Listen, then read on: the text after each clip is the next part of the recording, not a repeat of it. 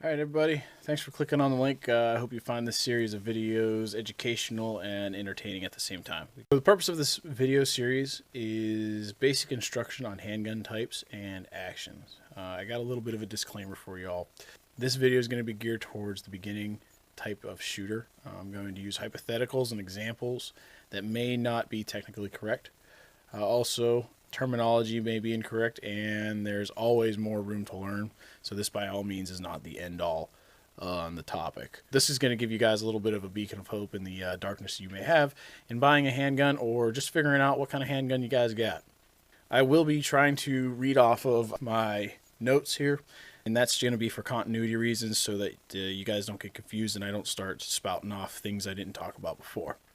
Another thing is when I start referring to single action only, double action only, single action, double action, in relation to the action types, is what I mean is the motion of the trigger and how it corresponds with the movement of the hammer or the striker. Let me say that one more time. The relationship of the motion of the trigger and how it corresponds with the hammer or the striker. All right. So in this first video, I'm going to start off with explaining a basic and the difference between a hammer fired and a striker fired pistol. The next video is going to be single action only pistols. The next corresponding one is going to be double action only pistols. And then I'm going to discuss the combination of the two, the double action, single action. Each discussion is going to be a separate video and short in nature, but the disclaimer and the purposes I'll try to keep the same. If I don't, then just refer back to this video for that disclaimer. I'm going to use these four handguns to represent the different types of actions. The Smith & Wesson Model 19 here is the revolver. The Springfield XD is going to be the striker fired. The Kimber 1911 is a hammer fired, and then the Beretta M9 compact here.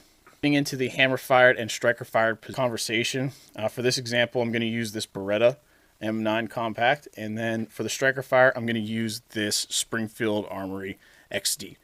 So let me get these other two out of the way. Removing the other two pistols, we're left with the XD here in black and the Beretta here in silver. The similarities between the two here, they're both semi-automatic in nature. They're going to fire one round, and then through the inertia of the slide, with the recoil pulling back another round off the internal magazine, load it, and then you're ready to fire again. They're both going to recock their firing systems themselves, making them ready to fire, and both will lock open once they hit their last round. So the basic thing that we're going to focus on is the striker fired and the hammer fired function. Other than that, consider these two pistols identically the same.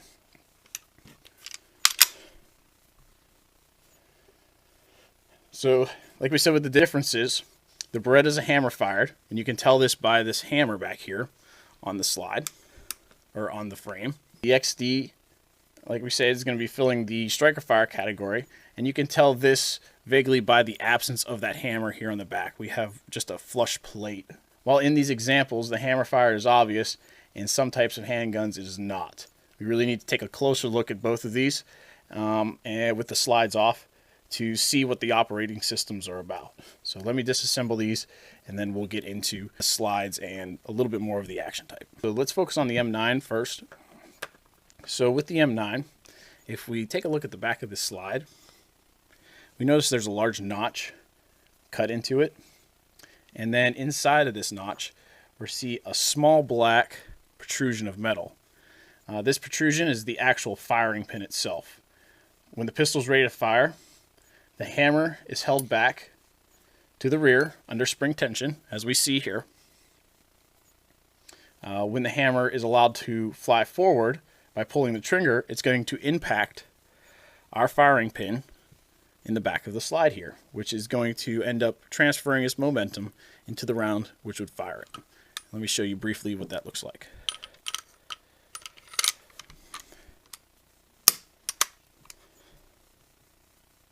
Just like that. So our hammer is physically contacting our striker, which is in turn firing our round off. So let's swap out the Beretta with the XD. With the absence of the hammer on the frame itself, we don't need the cutout in the back of the slide. Flush backing with a small hole in the back, which we see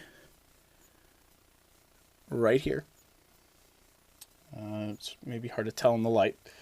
But that small hole, or that panel there, is going to retain our striker, or our firing pin, inside of our slide, and it's going to be held under spring tension. You can see this in the very end.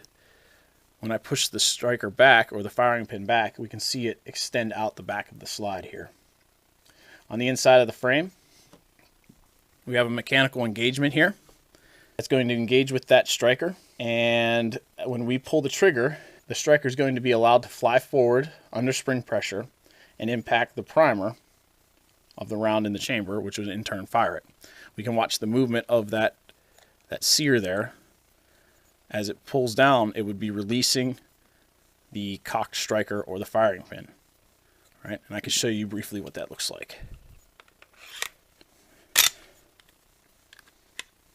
Okay, with our pistol cocked, we can see that our striker or our firing pin is protruding out of the back of the slide in a cocked position.